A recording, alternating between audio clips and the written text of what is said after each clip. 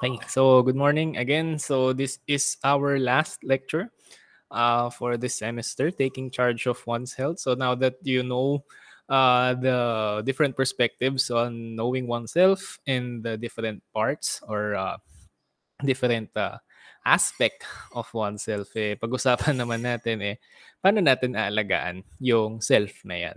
Okay? Kasi lagi nating pinag-uusapan kung paano natin maintindihan yung tao, pero minsan nakakalimutan natin, paano ba natin aalagaan yung tao na yun para hindi lang pag-intindi yung may bigay natin sa kanya.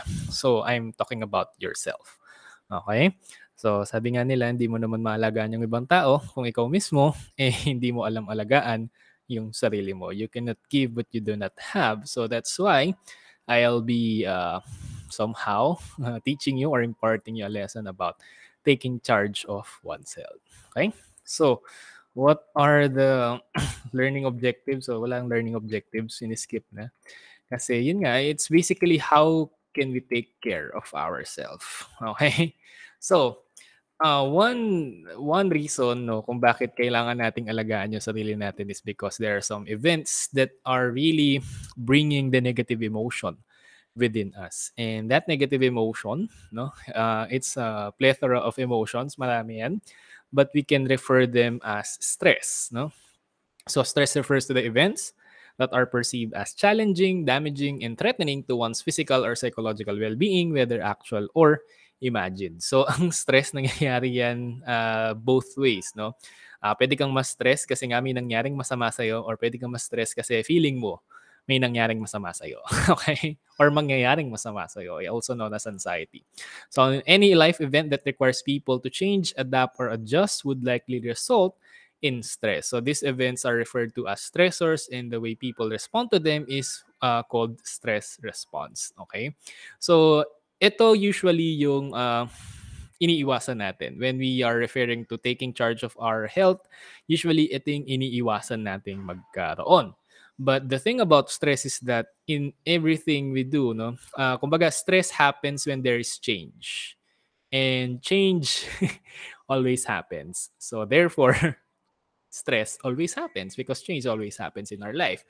But of course, if there are some changes that are very big, like for example, gagraduate ka, ikakasal ka, magkakaanak ka, mabubuntis ka, or something like that, talagang malaking change yun. So therefore, malaking stress ang aabutin mo doon. Pero even minor changes, like for example, hindi ka nagising na maaga, that's a minor stress. So it can bring stress in you, and then even yung traffic, no, yung mga jeep na parang sinananadya, 'di ba? Yung tipong manghihintay every kanto, tapos after niya maghintay every kanto, magpapagas pa, 'di ba?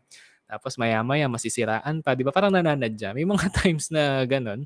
And those times always bring stress in our lives. And of course, we have different responses on those stresses, okay? But the thing about stress is it will never end, okay? We are always stressed every day in our lives. On some point, at some degree, we will experience what we call that stress, okay? So again, every day people encounter stress. It is experienced by all people, but in different degrees, from mild to severe, and it depends on how people interpret the situation. So major life events such as wedding, having a baby may be positive events, but they demand great deal of adjustment and thus create cause or can cause stress. Ito yung sinasabi ko kanina, no? Parang kahit maganda yung nangyari, no? Maganda siya, magandang change, it's still stressful, no? For example, magkakaroon ka ng bagong trabaho, it's for a change, it's for good, but it's still stressful. Okay? So all the more negative events such as losing one's job, death of a loved one cause high level of stress. And then catastrophe creates high level of stress like natural disasters such as Typhoon Yolanda and then war in Marawi, kung natatandaan nyo pa yon. And then lately, pandemic. Di ba? Pandemic can be considered a catastrophe since it killed a lot of people. If I'm not mistaken, 1 to 5% of the population was eliminated during the 2-year course of the disease or the pandemic. So this can create high levels of stress. Hindi ko na kailangang explain sa inyo kung gaano kalakas na stress ang pwedeng idulot ng mga catastrophe katulad ng mga natural disasters na yan, although one can argue that the pandemic is not a natural disaster but a man-made disaster, but hindi natin alam. But anyway, it's still a disaster. So it created a lot of tension, a lot of stress for everybody. Not just the old people, but also young people, children, and even the rich, even the poor, even lahat. No? Although syempre may advantage yung mga rich. Pero malaking effect yung nangyari sa mundo no nagkaroon tayo ng ganitong catastrophe. So, and then of course, hassles that people experience daily, such as difficulty getting a ride in school, no, irritation in traffic, small disagreements with parents and classmates can cause stress and could harm well-being, especially if such events continue to pile up. So, when people experience urgent demands, as when targeting a deadline such as submission, students are likely to experience pressure. So, stress is yung ano, 'di ba? Pag alam niyo saan nanggaling yung word na stress? Nanggaling yung word na stress sa ano, civil engineering. So, pag na-stress yung isang materyales, no? Yung stress, if I'm not mistaken, pag pinipress mo siya, ng pinipress, no? Yun, nagkakaroon ng stress yung material. Tapos pag inihila mo siya, no? Ang tawag doon is tension ba? Di ako sure, no? Di ako civil engineer, but the thing is, if you push a material to its limit, you are pressuring that item or that material. So ganun din daw sa mga tao. And in such pressures, in such stress, of course, talagang may mga responses tayo na usually negative do sa mga ganong klaseng experiences. Okay? And the thing about stress is that nagpa-pile up yan. Okay? Ano ibig sabihin na nagpa-pile up? Pag na-stress ka everyday, kahit maliit-liit lang yan, no? Nagpapatong-patong yan. And then minsan, or pag sobrang dami na nung nagpatong-patong na stress, parang yung simpleng problema lang, bigla magbe-breakdown yung tao. Iba yan nga yung mga sinasabi niyo, makantaya mo, parang ganun lang yung experience niya, ba't siya nag-breakdown? No? The reason why nag-breakdown yung mga tao sa mga seemingly mundane stuff, like for example, na-traffic lang siya, tapos talagang nag-breakdown and all, usually meron ng dinadanas yung mga yan before pa siya na-stuck sa traffic. Kasi ganun yung stress, ganun yung mga pressure na nararamdaman ng isang tao, nagpapatong-patong. And then eventually, pag hindi na kaya, magbe-breakdown na lang. Pag nag-breakdown, yun yung medyo mahirap na i-address, lalo na ng mga normal na tao. Yun usually kailangan na ng professional help na mga ganong klaseng responses. Okay? So another factor that causes stress is when a person is experiencing frustration, especially when he or she is thwarted or prevented from satisfying a need or achieving his or her goal. So for example, yun nga, meron silang goal, tapos merong something na nagbo-block dun sa goal na yon. Talaga nakaka-frustrate yun. Like for example, no, marami sa mga students yung parang goal nila maging DL or PL, kaso may isang minor subject, no, na binigyan sila ng 2.25. Yung mga ganun, di ba? Parang, what? Magkikita mo yung grades niya sa ibang mga subject, 1.25, 1.5, no? 1, tapos may ka makikita, minor subject lang, 2.25. Tapos hindi pa pumapasok ng teacher, di ba? Yung mga ganong klaseng mga frustrations, di ba? Nakaka-stress yun. So, conflict is another factor of stress.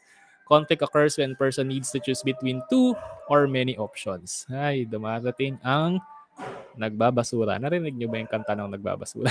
Wait lang, inulang akong kape. Ayan, patapos na yung kanta niya.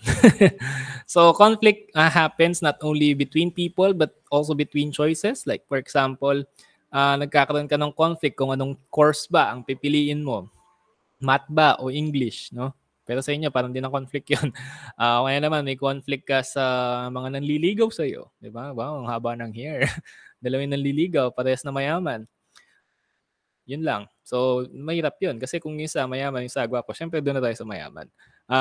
And then, of course, ano pa ba yung mga conflict? For example, mamimili ka, yung pamilya mo o jowa mo or something. Grabe naman yung pamilya mo o jowa mo, no? Marami mga ganun. Yung mga conflict na ganyan can cause stress, di ba? O kaya naman, pag-aaral mo ba o pag-aaral ng kapatid mo? Mga ganyan, di ba?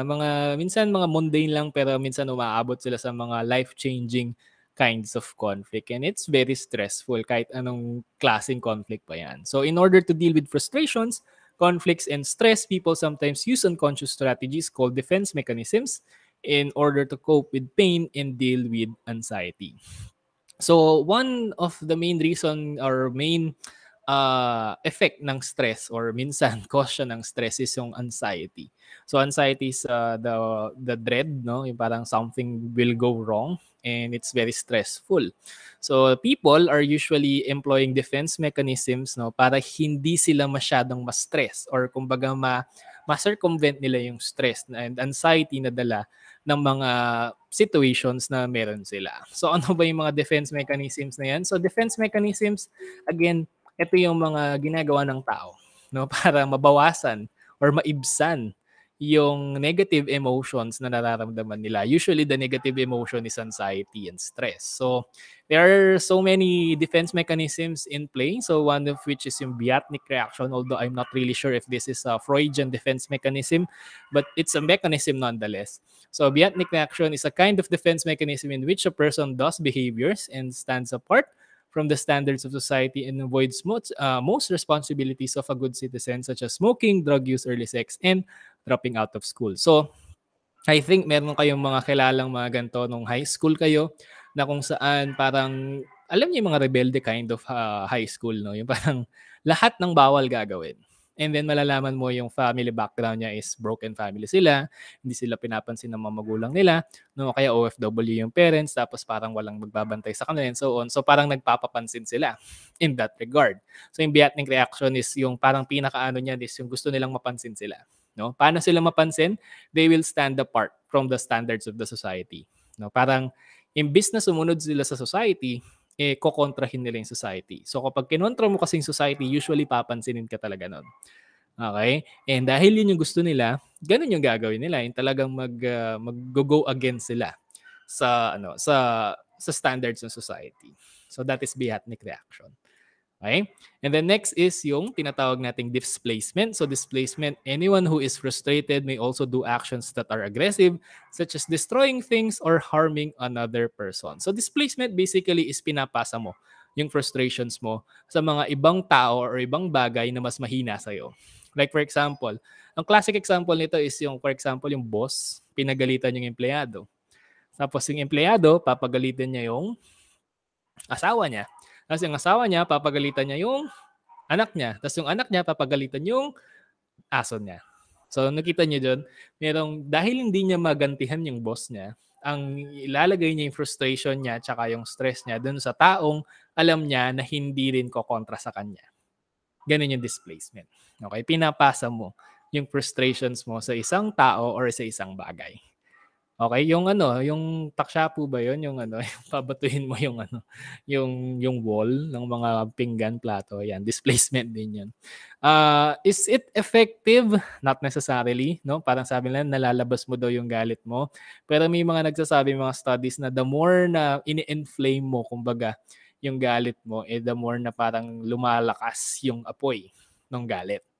No, parang kumbaga, kung dati baga lang niya ng uling, pero dahil pinapaypayan mo, no, parang nilalabas mo siya, nagiging siyang apoy, no? So, kala ng iba healthy yung displacement, not all the time, no? Although there are times naman na kailangan mo din talagang ilabas, lalo na kung tensionado ka na talaga. Pero hindi siya yung magandang habit na ma-form kasi mas minsan lumalala pa. No, siguro pag kunyari talagang ka na lang, yung talagang hindi mo na mapigilan, pwede, no? Pero delikado din kasi baka may masira kang tao or masira kang mga items. Okay.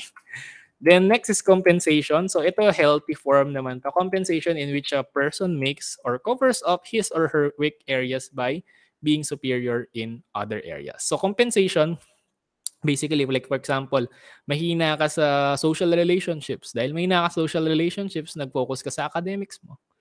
Diba? Nag-compensate ka. O kaya naman dahil mahina ka sa academics, nag-focus ka sa sports or extracurricular activities. So that's compensation. And then next is yung denial na laging ginagawa ng karamihan, including me, including everyone. No? Denial is actually the the most basic form of defense mechanism. Even children do it, no? Denial occurs when a person refuses to accept a painful reality or truth. For example, niloloko ka na nga, dinay-deny mo pa. Di ba? Kasi pag inaccept mo na niloloko ka, masakit. Okay? So that's denial. O kaya naman, dinedeny mo na pangit, hindi, joke lang. Dinedeny mo na ayaw mo naman talaga yung course. Pero pinipilit mo pa rin kasi pag inaccept mo na ayaw mo yung course na kinuha mo, maraming masasaktan, maraming madi-disappoint, maraming kakatak, maraming magsasalita. Diba? So that's denial. Parang ayaw mong i-accept yung reality kasi masakit, which is usually the case. Okay? And then next is identification, is imitating characteristics of a person he or she admires to deal with his or her insecurities. So identification, usually this happens in a healthy form. It can be healthy, it can be unhealthy. For example, you identify with your idols, di ba? So sa mga ina-identify mo yung sarili mo sa mga characters, sa mga movies, di ba? O kaya naman sa mga tao in real life. Kasi pag in-identify mo yung sarili mo sa kanila, parang nawawala yung security mo. So in a large scale, for example, nung ano ni Pacquiao, nung kasagsagan ng era ni Pacquiao, buhay na ba kayo? Buhay na kayo nun, feeling ko. Yung tipong pag lumalaban si Pacquiao, talagang tumitigil yung buong Pilipinas. Kasi we try to identify ourselves, no, to Manny Pacquiao, because Manny Pacquiao is famous, no. Manny Pacquiao is is very good, no, in his craft. Manny Pacquiao is very powerful, no. And seemingly kapag nananalo siya, nananalo din tayo. So lahat ng problema natin nawawala kasi nananalo siya. We identify ourselves to Manny Pacquiao during that era. Ngayon hindi na. I mean, in my opinion, in my case, hindi na ako nag-identify sa kanya kasi hindi na siya nagbo-boxing, no? Magaling siya sa boxing, sa politics medyo mag-boxing nga lang Pacquiao. So ganun. That's identification. So in smaller scale naman, like for example, yung mga iba, yung mga lalaki na bata, nag-identify sila sa tatay nila kasi nga yung tatay nila in their perception is a perfect male, no? Parang perfect role model siya, kumbaga. That's identification. Okay? So next is intellectualization. So intellectualization is avoiding negative emotions by focusing on the intellectual aspects of one's life. So intellectualization, nangyayari to usually sa mga taong ayaw i-confront yung kanilang mga emotions. Like for example, ano ba? Medyo parehas kasi sila ng rationalization, but intellectualization is avoiding the negative emotion. Like for example, binrake sila ng jowa nila. So binrake sila ng jowa nila para hindi sila, no, parang intellectualize nila na parang I saw this coming, no? Parang marami ng signs marami ng signs yung nakita ko na mangyayari to. Pero hindi niya ina-address yung fact na masakit. Okay? So that's intellectualization. Yung parang inaano niya na parang mag-focus siya dun sa mga rational parts ng experience. Okay? So that's intellectualization. Medyo iba siya sa rationalization. Kasi in rationalization, making up plausible explanation or excuses to cover up negative feelings such as guilt. Let's say for example, binrake mo yung isang tao, no? Tapos guilty yung taong nang break. Para hindi siya ma-guilty, sasabihin niya, siya kasi yung nang may kasalanan, ganito yung ginawa niya, ganyan, ganyan. Rationalization yan. O kaya naman, hindi naman ako may kasalanan. O kaya naman, excuses. Yung parang, ano ba yung usually na excuse? Hindi pa ako, ano ba usually yung excuse ng mga nang be-break? It's not you, it's me. Yung mga ganun. So that's rationalization. Yung parang imbis na although yung it's not you, it's me, medyo gasgas na excuse lang yun, no? Parang it's not you, it's me. Hanapin daw po yung sarili. Ayun, mag-enroll ka sa understanding the self para mapabilis yung process, di ba? Ayun, that's rationalization din. Yung hahanapin yung sarili, di ba? Kasi ayaw niyang yung guilt, di ba? Parang, it's, I'm the problem, it's me. Parang iba yan. Pero nahanap po sa iba. Parang may hugot yan. Hanapin daw yung sarili pero nahanap sa iba. No? So again, that's rationalization. Making up excuses para hindi nila ma-feel yung guilt sa ginawa nila. It's different from intellectualization kasi sa intellectualization, you're just focusing on the intellectual parts, 'di ba? Yung parang, "I saw this coming," 'no? Statistically 50% ng mga jowa talaga nagbe-break sila at some point in their lives, mga ganyan-ganyan. So, parang ini-intellectualize, okey? Parang accepted yung experience pero hindi accepted yung emotional experience. And then sa ano naman, rationalization naman, accepted yung emotional experience pero gumagawa ng excuses. Hindi pinanindigan, kumbaga. Parang alam naman nating lahat na meron siyang iba, pero ang sinabi niya pa rin, hahanapin niya yung sarili niya. Parang, "Nani?" Gano'n, 'di ba? So, ayun. And then next is yung projection. So, sa projection naman is attributing one's own weaknesses or shortcoming onto someone else. Ang tawag nila sa Kapampangan dito, "Eme buri ing ugali mo." Parang gano'n. So, for example, yung mga namumulis 'no, meron na ba kayong mga kilalang gano'n na magjowa sila tapos yung isang party, yung kunyari let's say basta yung isang party, ayoko na lang magsabi kung anong ano, kung anong sex. So, yung isang party is lagi niyang sinisita yung partner niya, lagi niyang pinupulis yung phone niya kasi feeling niya, mang-cheat yung partner niya. Tapos eventually malalaman mo yung magche-cheat or yung nag-cheat is yung namumulis. Nakaranas na ba kayo ng gano'n? Meron na ba kayong experience na gano'n? Ang dami kong kilalang gano'n. Sobrang praning nila. Bakit sila sobrang praning? Kasi pino-project nila yung kanilang own weakness, yung sa sarili nilang ugali na alam nilang mali sa ibang tao. Kasi kumbaga sila kasi alam nila na gagawin nila yon. So sure din sila na yung ibang tao gagawin yon. Pino-project nila yung kanilang shortcomings and weaknesses. Okay. So, kung yung jowa mo gano'n, hindi, joke lang. So, kung meron kayong mga kilala na gano'n, yung parang ano, malamang sa malamang sila yung may higher chance of cheating. But I'm not saying all, okay? Kasi malay mo naman yung iba talaga nagkaroon lang ng bad experience, no? Na sila yung naloko and whatnot. Pero usually, yung mga naloko, hindi agad. Mga toxic ex. Ang lakas ng hugot mo, ah. But that's projection. No, it can also happen, for example, sa mga ano, usually nung mga bata-bata tayo, no, sasabihin, "Crush mo si ano 'no," gumaganon. Pero yung totoo siya pala yung may crush, okey. Projection din yun. Ano pa ba? Basta yung projection is, yung frustrations mo ipapasa mo sa iba, 'no? Na sila yung nakaka-feel nung frustrations mo. And then next is yung reaction formation. So reaction formation naman is acting the opposite way that the person truly feels. Ito yung mga baligtad yung ginagawa nila.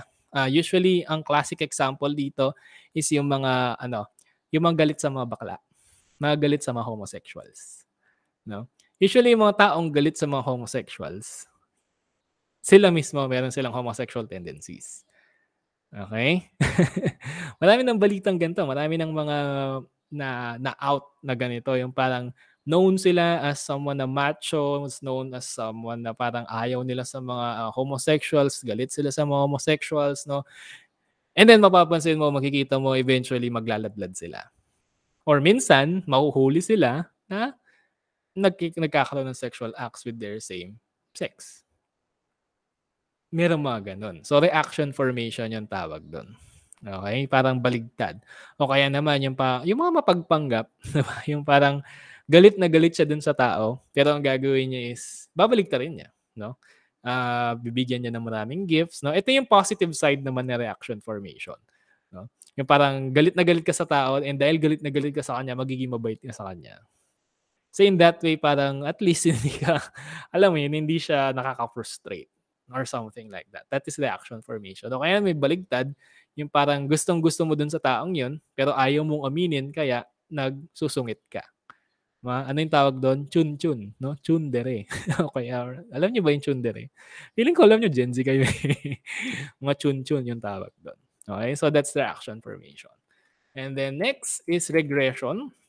So regression naman is wherein a person reverts to an earlier psychosexual stage and begin to behave like a child. So makikita natin 'to usually kapag sa mga ano, ibang usually sa mga babae 'pag kunyari frustrated sila, stress sila, anong gagawin? Kakain. Oral stage. Yeah, babalik sila sa oral stage. So regression 'yun. O kaya naman sa mga lalaki 'no, paano ba yung sa mga lalaki? Paano ba regression sa mga lalaki? Parang babalik sila sa mga childhood ano nila, childhood tantrums, 'di ba? Yung mga lalaki 'pag napo-frustrate yan, nagta-tantrums yung mga yan. Isa na ako do'n. Nagwa-whine, ganyan, 'di ba? So, whiners yung mga ibang mga lalaki. So nagre-regress sila. O kaya naman sa mga taong sobrang lungkot 'no, nade-depress sila, they have this tendency to do, fetal position, 'no? So yung fetal position na yun is a way of regression all the way hanggang sa fetal stage. Kasi yung fetus 'di ba, gano'n yung ano niya, yung parang alam niyo yung fetal position. So, it's comforting kasi, okay. And then next is yung repression. So, repression is pushing unacceptable impulses or urges into the unconscious. So, repression, when you have this unacceptable impulse, like for example, to hit a person, no? To hit a person strong enough to break his or her jaw. So, ang gagawin mo, ipupush mo siya sa unconscious. No? O kaya naman yung mas ano dito, mas applicable dito is yung mga sexual thoughts or sexual impulses ng isang tao. So ang ginagawa nila 'pag parang nakaka-experience sila ng ganong klaseng unacceptable impulses, syempre nakaka-stress 'yun, ilalagay nila sa unconscious. Okay. So repression is a bit psychological na 'no, ayoko na mag-dig deep sa repression kasi hindi tayo matatapos. But repression basically is lahat ng mga negative impulses or mga impulses na very unacceptable sa society but still there, no? Kasi biology natin 'yon, nilalagay natin siya unconscious kasi nga ayaw natin makita ng ibang tao. Kasi pag nakita ng ibang tao, magka-cause siya ng anxiety sa atin. So that is repression. Okay? So, yun. And then, anyone who suffers from lots of frustration may resort to hurting oneself, no? Such as slashing, banging their head, or committing suicide. So, ang tawag dito is self-harm. So, self-harm ranges from from paglalaslas hanggang sa pagpapatiwakal. So, anyone who suffers lots, kumbaga, this is an oversimplification of how suicide works, but it's really happening, no? Nangyayari 'to. Kumbaga 'pag sobrang dami na talaga, nagpatong-patong na yung social problems, yung shame, no? Yung mga iba pang mga problema, no? Financial, economic, and whatnot. Minsan talaga napupush na to the limit yung tao to the point na parang ayaw niya na lang mabuhay. So, yun is yung ultimate form of defense mechanism. Not feeling everything, kumbaga not living anymore. Okay? So, pag ganito na yung case, of course, kailangan na natin silang i-refer sa mga psychologist. Kasi pag di natin sila ni-refer sa mga psychologist, mahihirapan tayong, kumbaga, hindi tayo well-equipped, no, to address these kinds of defense mechanism. Siguro yung paglalaslas, pwede pa yan, no? Pero dadalhin pa rin natin sila sa guidance counselor or sa mga psychologist. So, don't try to heal them. Okay? Baka kayo pa yung mahawa. I mean, baka kayo pa yung in the end, parang kayo din yung maapektuhan tapos kayo pa yung ma-frustrate sa sarili ninyo. Okay? So, ayan. Do you have any questions with regards sa defense mechanism? Wala po, sir. Ano po? Okay. So, let's proceed. So, Hans Selye introduced the general adaptation syndrome as a theory of stress. He suggested that the body goes through 3 stages of physiological reaction during stressful events: alarm, resistance, and exhaustion. So, cognitive psychologist Richard Lazarus suggested that the way people think about and appraise a stressor is a major factor in how stressful of that particular stressor becomes. So, basically, ang sinasabi nito is yun nga, first, meron tayong mga physiological reaction during stress, no? Yung maa-alarma tayo, tapos mag-resist tayo, ibig sabihin parang tatanggihan natin. Doon tayo magde-defense mechanism. And then eventually, mapapagod tayo mag-defense mechanism, and then may exhaust na lang tayo. Now, not all people experience stress the same way. Okay? Napansin nyo ba na may mga taong napaka-pressured, kumbaga napaka-highly stressful na ng environment nila pero sila chill lang? Why is that? Kasi may mga tao na iba yung way nila ng pag-perceive ng mga events. Okay? This of course varies from person to person, from their context, no, from their priorities, their values, etc. Let's say for example, sa isang academic performer, sa isang PL or DL na tao, stressful para sa kanya ang makakita ng grade na 75. 'di ba? Pero sa isang taong hindi nila priority yung pag-aaral, 'no, hindi nila priority yung mataas na grade, 'pag nakikita sila na 75, masaya na sila. Bakit gano'n? Kasi magkaiba sila ng way in appraising or in evaluating the event. So sa isa, dahil academic person siya, ayaw niya yung gano'n, na-stress siya do'n. Tapos yung isa, dahil di siya masyadong in sa academics, parang meh lang sa kanya. Okay?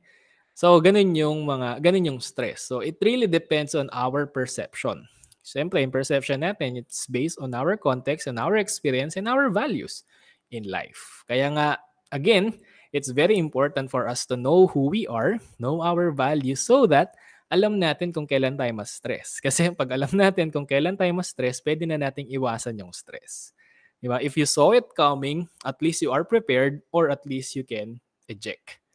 'Di ba? So that's how important knowing oneself is. So sources of coping with stress. So there are two ways to cope with stress. Yun nga ang kanina, defense mechanism. Ano yan? That's part of emotion focus and also part of resistance. No? But let's talk about the coping with stress. There are two ways. First is problem focused coping. The individual reduces the impact of the problem by looking for best solution through his or her own effort.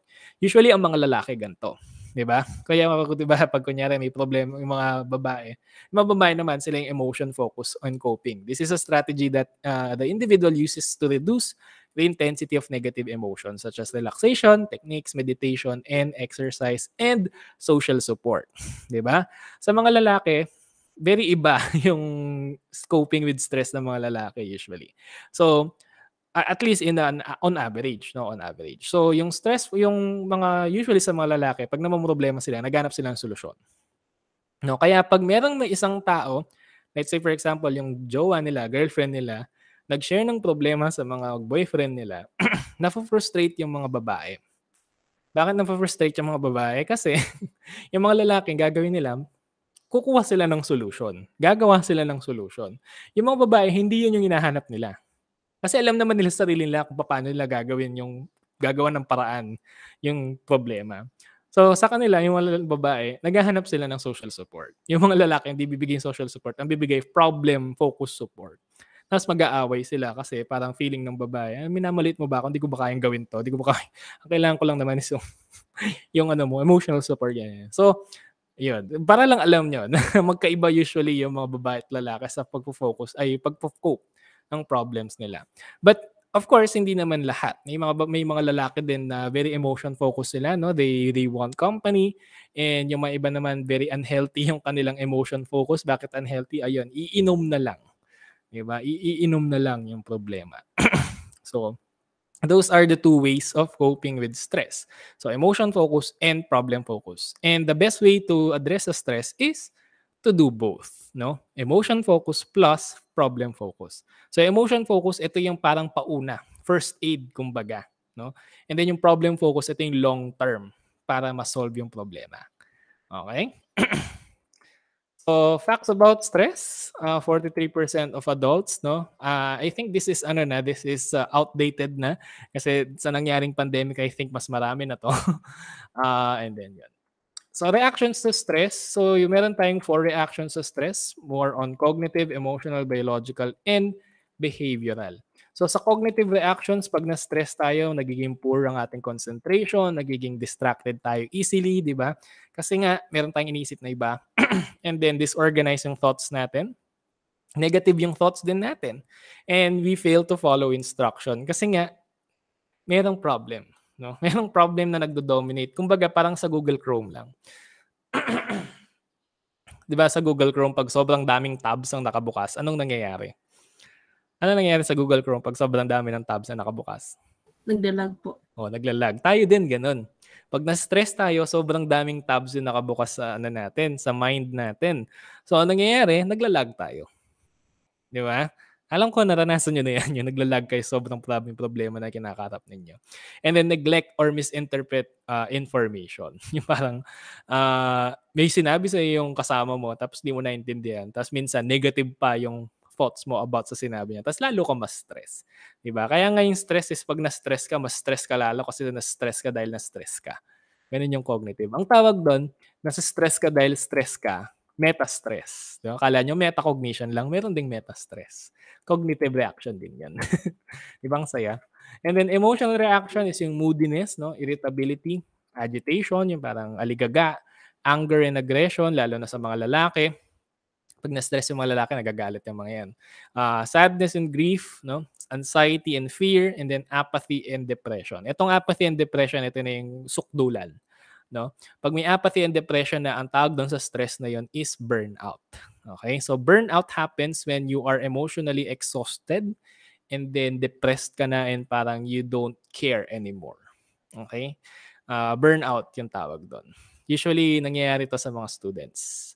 Lalo na nung online class, nung first time mag-online class, ang daming na burnout. Even teachers, no? I myself experienced burnout and I hate it. And then students depression, no? Di ko na natin kailangan pag-usapan to kasi I think alam niyo naman sa sarili niyo kung depressed kayo or hindi. I mean, meron kayong depressed mood or hindi. Pero iba ang clinical depression. Clinical depression, ang makakapag-ano lang yan is mga psychologist. So, pero depressed mood, I think everyone can perceive themselves naman, no, kung may mood ba sila of depression or whatnot. And then sa biological reactions naman, may muscle tension, no, yung iba nagda-diarrhea or nagko-constipation. No, kaya ang daming mga sa mga employees, no, parang lagi silang merong problem sa kanilang bowel movement kasi stress sila. Even sa mga students, I think nangyayari to. And then nausea, dizziness. Kasi bakit ganun? Pag na-stress kasi tayo, ang ginagawa ng katawan natin is tinatanggal niya or nire-redirect niya lahat ng energy natin papunta sa muscles natin, tsaka sa puso natin, tsaka sa brain natin. Saan papunta lahat? Sa taas, no? Tsaka sa baba, pinakababa, yung paa. Bakit paa? Kasi fight or flight. It's either makikipag-jombagan ka or tatakbo ka. So lahat ng blood, lahat ng energy mapupunta doon. So ano yung hindi nalalagyan ng energy? Yung tiyan, yung digestive system. Kasi kumbaga nung sinuunang panahon kasi pag na-stress ka, it's either makakain ka ng leon or mabubuhay ka. So mas maganda nang magtai-tai ka kaysa makain ka ng leon. So ang ginagawa ng katawan is tatanggalin niya yung energy dun sa gastrointestinal tract natin, lalagay niya lahat sa muscle, and then sa brain, and then sa heart. So, ano mangyayari pag lagi kang stress o lagi kang nagda-diarrhea or nagko-constipation? And then, nagno-nausea din, nasusuka. Okay? And then, chest pain. Bakit chest pain? Kasi nga, dun lahat ng energy mo. Sobrang bilis ng heartbeat. Rise in blood pressure, susceptible to infectious diseases. Bakit? Kasi pag na-stress ka, yung immune system mo, nag-overdrive. Pag nag-overdrive yung immune system mo, syempre magko-cool down yan. So, dahil lagi kang stress, lagi nagko-cool down yung immune system mo, ayun, lagi kang nagkakasakit. And then allergies, again, as I've mentioned, nag-overdrive si immune system. And allergies is brought by immune system acting upon themselves. No? Kumbaga pag nagkaka-allergy ka, ina-atake ng immune system mo yung sarili mo. Ganun siya. And then of course, cancer. Kasi cancer, ang nagpipigil sa cancer is yung immune system. So kung yung immune system is compromised, of course, yung cancer is mas mataas yung chance mag-survive. Okay? Hindi siya mapapatay ng white blood cells natin. Kaya, ayun. Pag mataas ang stress levels mo lagi, mataas ang chance na magkaroon ka ng cancer. Pero kayo mag-alala, bata pa kayo. Hindi naman siguro. Mga pag 30 na siguro kayo. Okay? Nanakot eh. No? And then behavioral reactions, no? Disrupted sleep patterns, loss of appetite, no?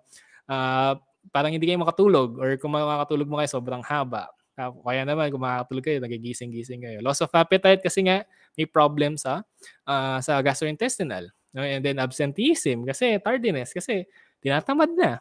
Reduce school or work performance using alcohol, cigarettes, and drugs to relax. Kasi nga, tensionado na. And then nervous habits, yung mga nag-nail bite and then pacing. Okay? And then itong mga to, kung mapapansin nyo, they can actually cause for a stressful event pa.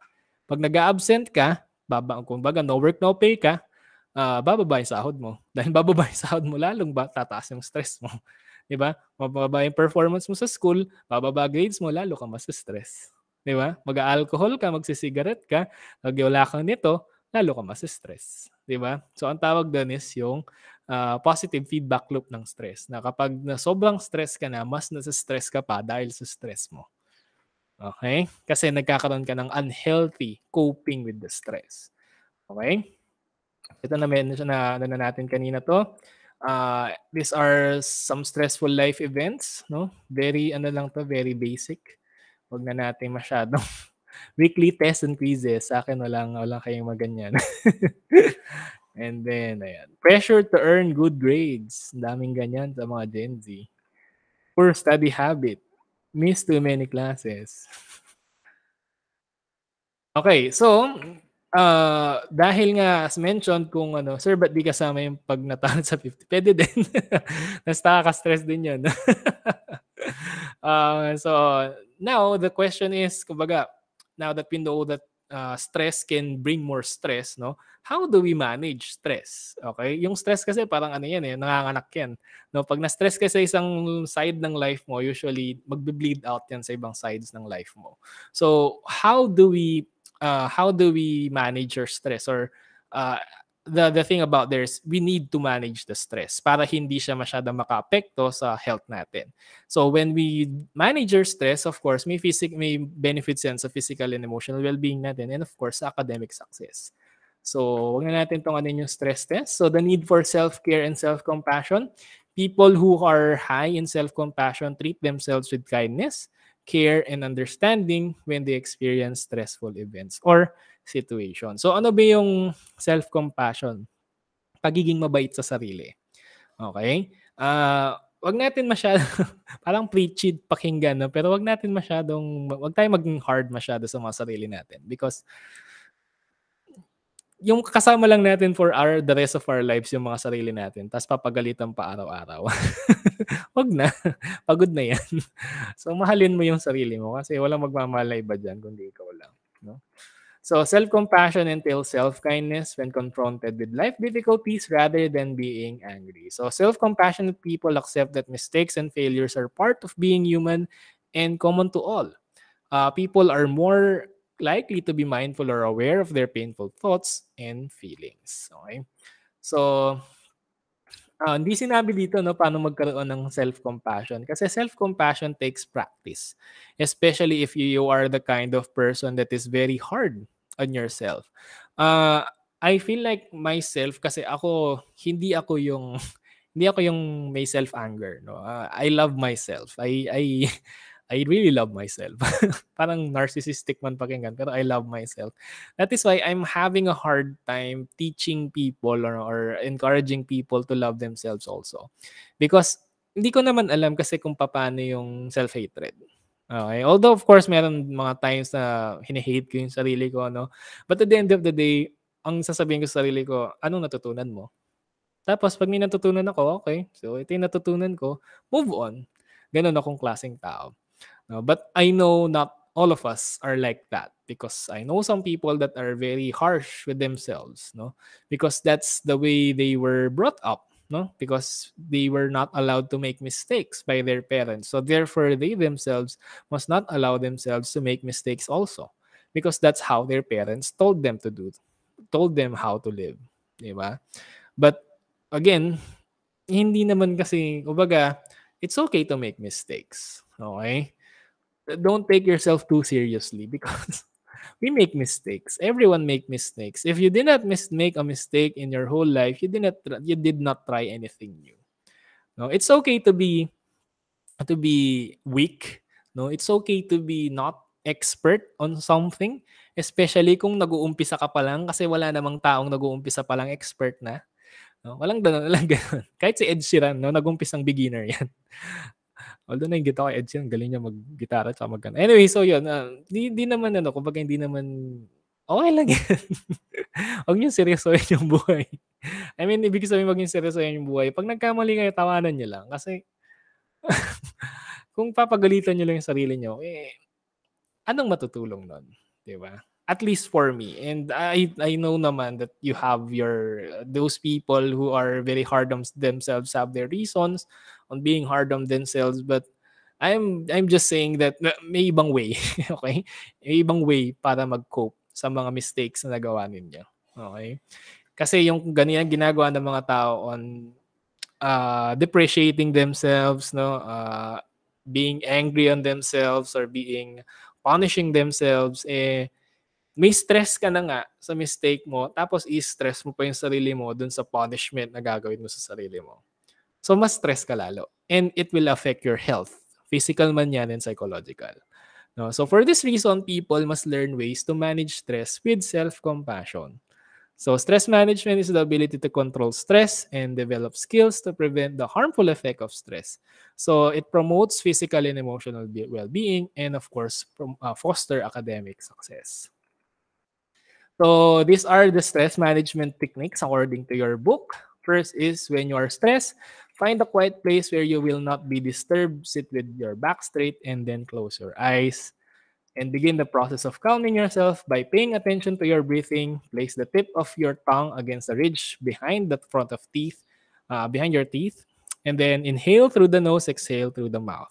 As you inhale, say to yourself, I breathe in relaxation. As you exhale, say to yourself, I breathe out tension. Ang tawag dito is mindfulness. Okay, so mindfulness or meditation is a kind of meditation na kung saan you're being mindful of what you are doing. In this case, breathing. Okay? So maraming tutorial sa YouTube on how to do mindfulness meditation, but the point here is to become aware of the present because usually stress is our perception about the future. Bakit tayo nasa stress? Kasi may future na mangyayari na hindi natin alam. Pero the reality is, future does not exist. Okay? Hindi nag-exist ang future. Kasi pag for example, napunta ka na sa future, hindi na future yon, present na ang tawag doon. So, in this activity, we are actually pulling ourselves back to the present. Okay? And make this breathing exercise devotion and it helps a lot because it will calm your nerves. That, nga naman, hindi pa naman nangyayari. No? Let's cross the bridge when we get there. And then next is for if you are a religious person, prayer. No? Prayer is a form of devotion or prayer is a form of mindfulness meditation because you're becoming more aware of your desires, no, in life or becoming more aware of what you want to happen. And at the same time, you are becoming appreciative of what is happening in your life. No? So for people who are very religious, I think this is a very effective way to cope with stress. Okay? Then, yan. And then third, keep a diary or journal. So this is actually one of recommended. Kumbaga, kasi ako ganito yung ginagawa ko pag na-stress ako. Pag may mga intense emotion ako nararamdaman, sinusulat ko sila. Bakit? Kasi pag sinulat mo, nagkakaroon sila ng organization. Pag nagkakaroon ng organization, magkakaroon ng form yung problem mo. Pag nagkaroon ng form yung problem mo, hindi ka na matatakot sa kanya. Kasi pag hindi natin alam kung ano talaga yung main problem, nakakatakot siya. Kasi nga, we fear what we don't understand. But once you understand your problem, your thoughts, your feelings, it begins to make sense. Kumbaga, oo nga, no? Di ba pag meron tayong feeling na, oo nga, ganun nga siya. Parang merong sense of relief. Di ba? So, writing down your feelings or emotions can actually help. Okay? And then, fourth, read the Bible, a magazine, a book, or a pocketbook a week that will make you relax and continue to guide you throughout your life. No, sabi nila, huwag kang magbasa ng mga novels. Dapat yung binabasa mo, mga non-fiction, yung mga paano ka matutulungan sa business. Hindi totoo yun. No? Hindi maganda yun. Maganda pa rin na magbasa kayo ng mga fiction books. Kasi mas marami ka pa matututunan sa fiction books usually compared sa mga technical na libro. No, lalo na kung gusto mo lang naman mag-relax. Okay? Kasi nakaka-stress yung mga non-fiction na books. Kung gusto mo mag-relax, magbasa ka ng Bible. No? Kung religious ka, magbasa ka ng novels. Ako, nagbabasa ako ng novels. Meron akong novel na binabasa ngayon. And it helps me relax. Okay? And then finally, develop good habits. Eat right kind of food. Drink lots of fluid. Sleep at least 8 hours a day. Relax. And lastly, exercise regularly. Yeah? Baka pwedeng may magsabi, sir, di nga ako makapag-exercise kasi na-stress ako dahil doon sabi mo sobrang daming ginagawa. No? Yun nga yung sinasabi ko na once na-stress ka, parang tuloy-tuloy na siya. Pero again, no, try to carve out a time for exercise. No? Hindi nyo naman kailangan mag-gym every week. No? Yung 7 times a week, kailangan nyo lang once a week. No? Mas maganda nang meron kayong once a week na exercise kaysa yung wala. Okay? And then, eat the right kind of food. Kain kayo ng maayos. And inom kayo na maayos. And matulog kayo na maayos. Kasi usually, yun lang yung kailangan natin. Pag nakatulog tayo na maayos, nakakain tayo maayos, pag-exercise tayo, madali na lang i-overcome yung stress kasi nasanay na yung katawan mo sa stress. Okay? And then talk about your feelings, PPPP. Pets, people, physical exercise, places, and plants. And then allow yourself to be pampered. And always remember that there's an end to cure, but there is no end to care. Okay? So that's how we manage stress. No, of course, there are a lot of ways pa on managing your stress.